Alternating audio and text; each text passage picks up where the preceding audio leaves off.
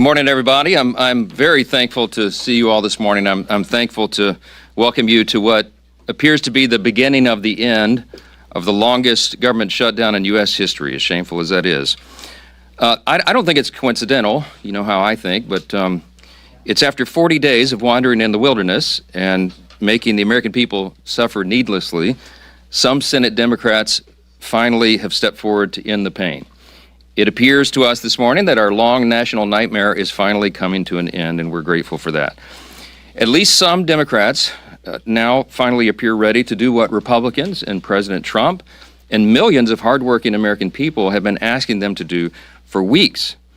But as we said from the beginning, the people's government cannot be held hostage to further anyone's political agenda. That was never right. And shutting down the government never produces anything. It never has, if you study history. And so here we are. I want to remind everybody this morning of another critical point that you've heard me here repeat over and over the last several weeks. It's something that I and Leader John Thune and President Trump and every Republican leader have all said repeatedly from the beginning. We have always been open to finding solutions to reduce the oppressive costs of health care under the Unaffordable Care Act. We just made clear that we would not and should not ever do that is negotiate as hostages. And I've also reminded you here every morning at this press conference throughout the shutdown, Republicans have not just been talking about reducing costs and fraud and abuse in so many areas and in healthcare. We've been actually passing new laws to accomplish that urgent mission for the people, and we will continue to do so. So here's where we are by way of schedule, just so you know, you're following. And if you're not at home, if you're waking up to this good news this morning, the Senate's vote late last night of 60 to 40 opens the door now. The Senate is moving forward on an amended House CR, a continuing resolution, that will reopen the government until January 30th. Added to that are provisions to fully fund SNAP provisions through the end of the next fiscal year, which is September 2026. Guaranteed back pay for all federal workers who have been made to endure these hardships over the last several weeks. And it also includes passage of 3 appropriations bills, which we're grateful to be moving through the process. That is the Military Construction Veterans Affairs bill, it's the Agriculture bill, and the Legislative Branch bill. The Senate will be back in session this morning to finish their job, and we're certainly praying that they do. They'll need unanimous consent from all senators to fast-track their final vote. As you know, there are some procedural hurdles that one or more could throw in the way, but we certainly hope that they won't do that because so many people across this country are desperate for the government to reopen.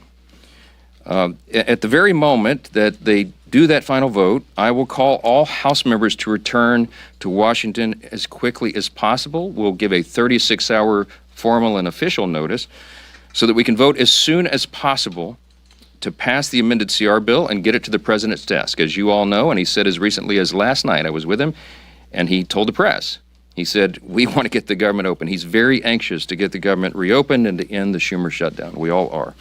With regard to the travel challenges, I spoke yesterday at some length with Transportation Secretary Sean Duffy, my former colleague and good friend, and he lamented the serious situation that we have with air travel in the U.S. He's bent over backwards, as all members of the administration and the cabinet have done in all of their areas of jurisdiction, to try to keep the government working for the people and to mitigate the pain and the harm. But the problem we have with air travel is that our air traffic controllers are overworked and unpaid, and many of them have called in sick. That's a very stressful job, and even more stressful exponentially when they're having trouble providing for their families. And so air travel has been grinding to a halt in many places. And as of Sunday, nearly half of all domestic flights and U.S. flights were either canceled or delayed. And it's a very serious situation. So I'm saying that by way of reminder. I'm stating the obvious to all my colleagues, Republicans and Democrats in the House. You need to begin right now returning to the Hill. We have to do this as quickly as possible. Now, we look forward to the government reopening this week so Congress can get back to our regular legislative session. We have a lot of business to do, as you all know, and we will be working in earnest. There'll be long days and long nights here for the foreseeable future to make up for all this lost time that was imposed upon us. I want to close with something that's important. I think it's important to say that this is genuine. I mean this sincerely. We applaud the 7 Senate Democrats and 1 independent senator who did the right thing. They decided to put principle over their personal politics. And my urgent plea of all my colleagues in the House, and that means every Democrat in the House, is to think carefully, pray, and finally do the right thing and help us to bring an end to the pain of the American people. This has gone on too long. Too many people have suffered, and it's long overdue. That's the update I wanted to give you this morning. There are probably lots of questions, but I'm going to get a lot of my own questions answered later today, so stay tuned for more. Thanks so much.